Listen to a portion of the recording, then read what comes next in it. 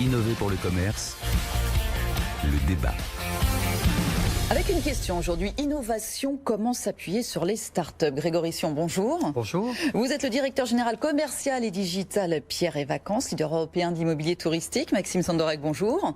Bonjour. Vous êtes le CEO de Bad Voice, le groupe Pierre et Vacances Center Park. On rappelle rapidement Pierre et Vacances Center Park, Adagio et Maeva. Vous me dites si je dis une bêtise, 1,5 milliard d'euros de chiffre d'affaires, 8 millions de clients, 280 sites européens. J'en passe et des meilleurs. Voilà pour vous donner un petit peu la mesure des choses. Et en janvier dernier, vous lancez une direction de l'innovation.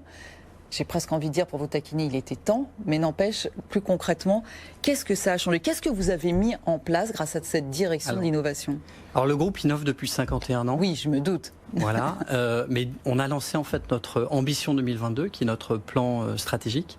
Et dans le cadre de cette ambition, notre objectif, c'est de continuer à croître de manière rentable et en objectif principal, qui est de construire une expérience client qui soit la plus fluide et la plus personnalisée possible pour l'ensemble de nos clients.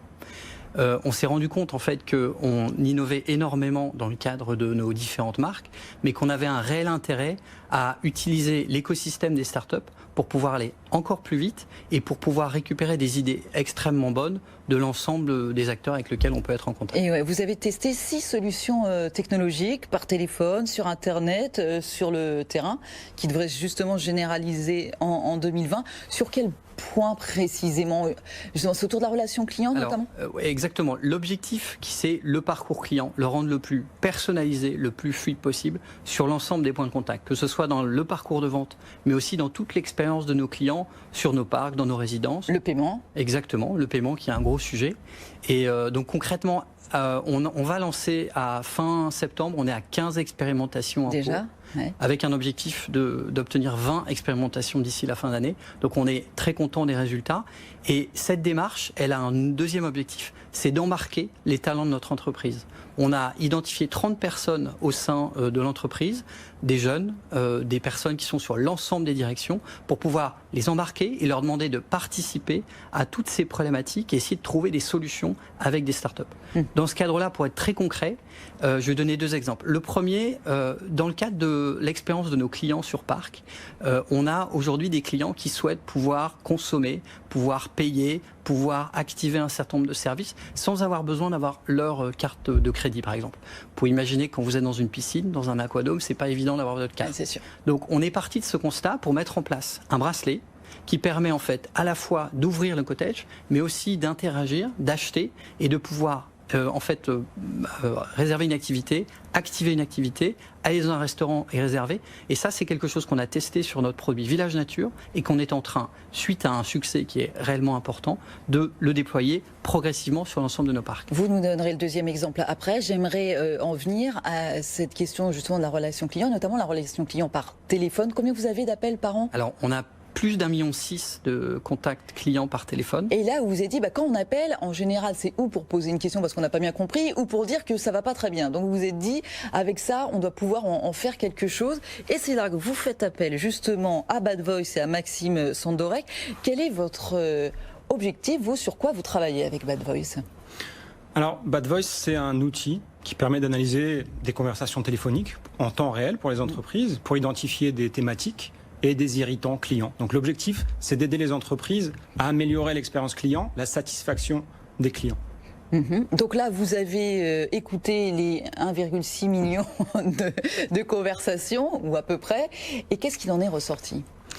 Alors, c'est vrai qu'aujourd'hui, les attentes des clients sont beaucoup plus fortes qu'auparavant et qu'ils n'hésitent pas à dire ce qui va pas dans les process. Il ressort parfois, par exemple, qu'ils posent beaucoup de questions, donc sur des informations qu'ils aimeraient trouver ailleurs, sur le site internet. Par exemple, est-ce qu'on peut venir avec des animaux de compagnie? Est-ce qu'on peut trouver un parking? Donc ça, c'est des informations qui sont récurrentes et que les clients ont envie de trouver sur le site internet, par exemple, pour améliorer le contenu. Et on peut trouver aussi d'autres thématiques qui sont plus de l'ordre de l'irritant. Mais je laisserai plutôt Grégory en parler si il en a le souhait. Et ça permet justement de comprendre ce qui met en colère les clients, de quoi ils se plaignent, dans quelle proportion, pour améliorer le parcours global, avant le séjour, après le séjour. Donc vous enregistrez tout ça. Une fois que vous avez toutes les informations que vous délivre Bad Voice, qu'est-ce que vous en avez fait? Qu'est-ce que ça a permis d'améliorer très concrètement, Grégory Sion? Quand je parle de notre partenaire avec Bad Voice, dont on est très content, je commence toujours par... Parce que quand on parle à des directeurs généraux, ils aiment avoir des résultats. Ah bah oui, et nous aussi. Quand on dit on a travaillé avec Bad Voice, ça a permis de réduire de 19% le nombre d'irritants par appel en 6 mois. Donc c'est réellement une performance extrêmement importante. Et comment est-ce qu'on a fait ça? Ça veut dire qu'il y a une personne sur 5 qui n'est plus énervée? Ça veut dire qu'on a mesuré l'ensemble des irritants et effectivement on a réduit le nombre d'irritants de près de 20% en moins de 6 mois.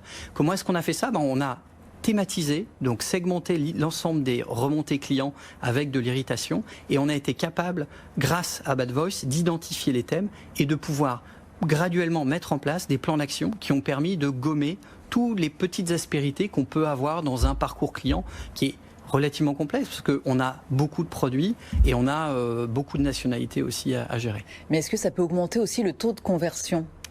Alors, on a un impact très positif sur la conversion. C'est une des deuxièmes sur la partie call center. On est en train de travailler avec Maxime et son équipe pour pouvoir justement comprendre quels sont les meilleurs appels, identifier les facteurs clés de succès pour pouvoir ensuite former nos équipes à répliquer l'ensemble de ces facteurs clés de succès pour pouvoir améliorer la satisfaction de nos clients et la conversion de nos appels.